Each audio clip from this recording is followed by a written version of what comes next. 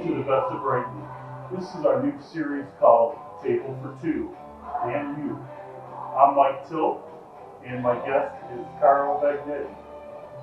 We're going to be having a chat here and talking about the old times and when Carl got started in the business, when he had Dino's before Cardona's. So, Carl, what was your interest pizza-wise or business-wise? Was it in the food industry?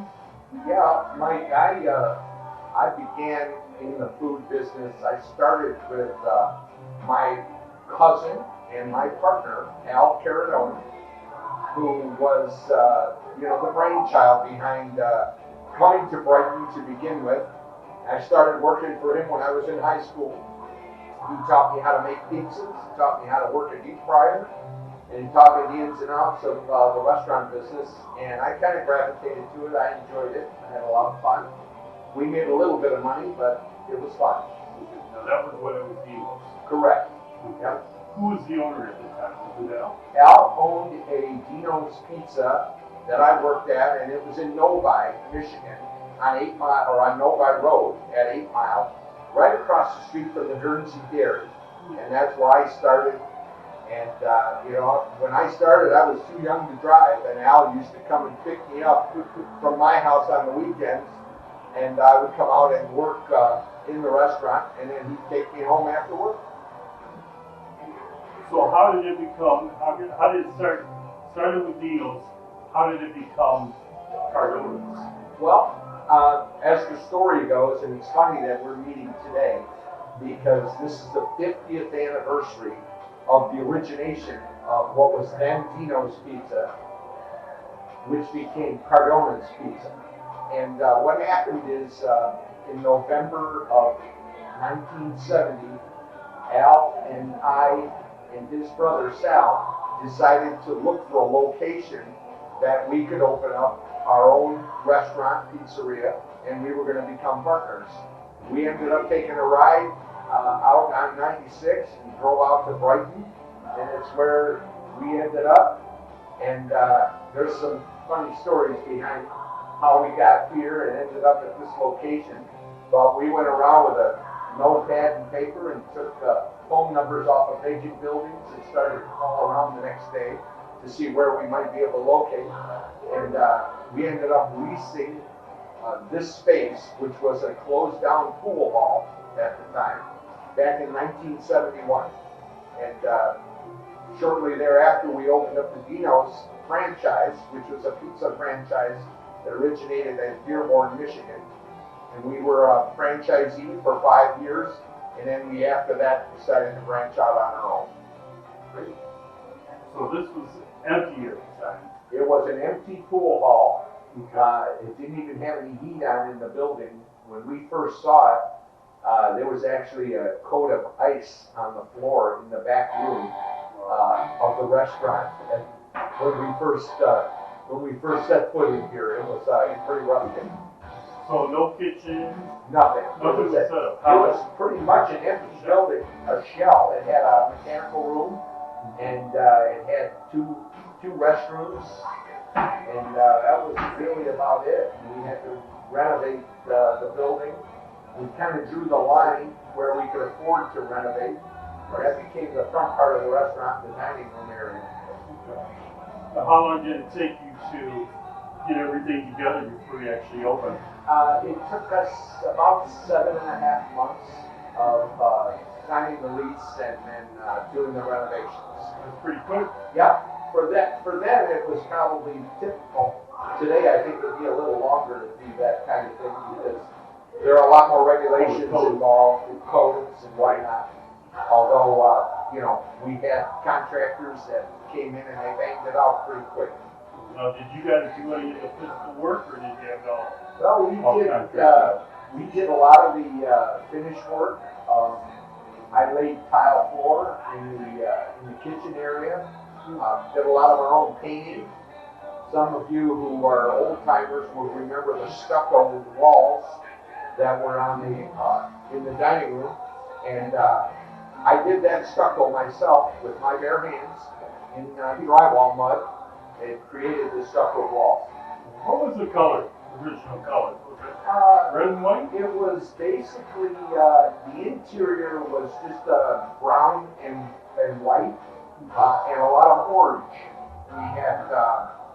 We had an orange, almost a plaid, indoor-outdoor type carpeting that was very Mediterranean. We had a large Spanish Mediterranean style chandeliers, many of you would remember. And over the years, a lot of them got broken. They were very delicate. And anytime anybody bumped them with a broom, or in some cases hit them with their hand, So you're talking the about glass would break. talking about wall sconces? No, we're talking about chandeliers. There were wall There was, sconces as yeah. well. Yeah, I remember those. Yeah, wall sconces, and they were similar. They were kind of an amber colored glass. Right, I remember Yeah. that. So who came up with the recipe? Who came up with the Well, famous recipe that everybody loves? I'll tell you, Still today. that recipe, there was a lot of thought that went into that recipe. We actually, I have to give credit to Al, basically, for coming up with the spice recipe. I remember putting those together. We would manually take the teaspoons and tablespoons of the different spices, and the bag of spices that went into each batch of pizza sauce was about 16 to 18 ounces in weight of spices. There was onion, salt, garlic powder, oregano, basil, You're giving away the recipe. salt and pepper. It would be hard to duplicate that recipe today, Is it but it still was a all secret? about the spice. Is that still a secret, the Cardona recipe? I believe it is. I believe Al is the only one that actually has that recipe to this day. I didn't know it at one time, but Not even Jim? Or Jim know? Jim might know. Yeah, Jim might know. So for the right price. Yeah, you'll have to get over to Jim and twist his arm. Very good. So what was the most popular besides pizza? What were you guys known for? Well, I think we were known for a lot of things such as spaghetti. Our submarine sandwiches were very popular. Our barbecue spare ribs were very popular. I remember those. Oh yeah. You were sloppy with everything. Yeah. And what was, now the bar was in, right? You had the bar was The that bar, come later. the bar came later. What year was that? I want to say the bar was probably 1977. We bought what was at that time Farrell's Saloon, which was immediately next door. And Farrell's was a little, they didn't even have a liquor license. They had a beer and wine license at that time. And once we moved it into our building, we were able to upgrade it to a full liquor license after a couple of years. So I'm sure things changed quite a bit. When did the bands come into play? Well, the bands came in probably right around 1980, 79, 80. And I know a lot of people remember, Stein Cross and Ritter, country guys, country duo. They were really popular. There was a local band that I thought would really make it to the big time. It was called Nucleus. And the Nucleus band was wildly popular locally. And whenever they played here, they pretty much packed the house. We brought a lot of bands in that were from the surrounding area, the local bands, but all the way from, I would say, the Ann Arbor Marketplace. We brought a lot of talent in. And there were a lot of talented people out there. We had some individual artists, guitar players and piano players and the like. So we brought in a variety of different entertainment just to try to keep things different and to keep things fresh. Hi, I'm Mark Shea, and this is Body by Mark. Here we do a complete line of repairs, collision repairs, anything at all that happens in an accident, we can fix it. We also do restoration repairs, and there's not a lot of shops around here that do it. We're working on a 2009 Jeep Wrangler. It's a TJ, and we are replacing a frame rail, which is very common on these. If you need an estimate, I'll even come to your house and do it for you. Now that was being a Just on the weekend, right? That you Yes. then you had a DJ during the week. Yeah, That helped. we did. Yeah. And basically all rock and roll. Bar was the rock Well, it was bar. rock and roll, and then we did some country western as well. So a little bit of mix. A little bit of a mix. So how do you see it? How would you see it today if Cardona's is still open? Do you think it'd be as popular as it was back in the 80s and 90s? Well, that's an interesting question. I think there is a missing component today in the entertainment, the piece of the restaurant business. I know they do some live entertainment outside on some of these street venues and patios. But there was such an interesting mix of the way Cardona's was built. When I say built, it's the way it evolved, because it evolved from, kids coming in the beginning after a high school football game and buying a 99-cent pizza, Right. and packing the place after the Friday night football game. And then it became more of a family dining pizza place. The pizza was wildly popular. And after that, in time, once we got the liquor license, we kind of mixed it up and we became a family restaurant during the early evening and a bar, nightclub venue after 8 or 9 o'clock when the live entertainment started. It was a constant evolution. I'm not sure if that is a survivable recipe today. I don't see it much, so maybe not. I think that's really what brought people into Cardona's was the entertainment. The pizza, of course.